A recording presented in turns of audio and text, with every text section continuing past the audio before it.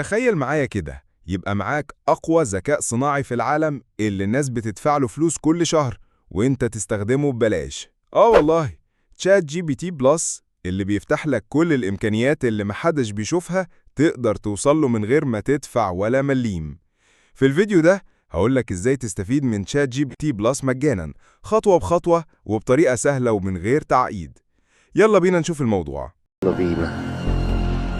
أول خطوة هي تفتح متصفح الفايرفوكس. هسيب رابط التحميل في التعليقات.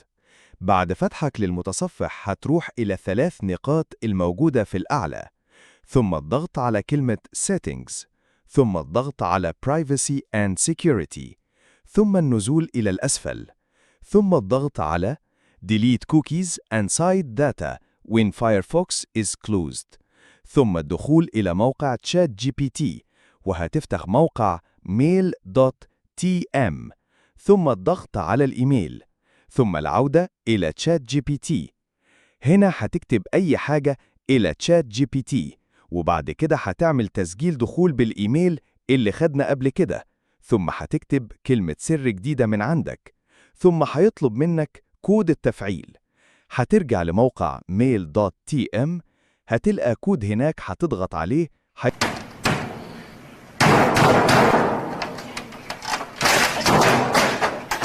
يظهر الكود تعمله نسخ، وهتروح إلى تشات جي بي تي هتعمل لصق، وبكده سجلت دخول إلى تشات جي بي تي.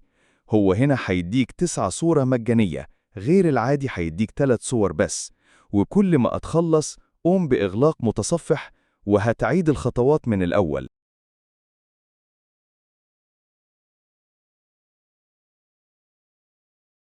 وكده يا نجم تكون عرفت كل الطرق اللي تقدر من خلالها تستخدم تشات جي بي تي بلس ببلاش ومن غير ما تدفع حاجة. لو استفدت من الفيديو ما تنساش تدوس لايك وتشترك في القناة علشان يوصلك كل جديد، واكتب لي في الكومنتات ايه اكتر ميزة عجبتك في تشات جي بي تي بلس. وبالمرة كده فكر معايا، النهاردة قلت كلمة ثم كم مرة في الفيديو؟ أشوفك في الفيديو الجاي، وسلام.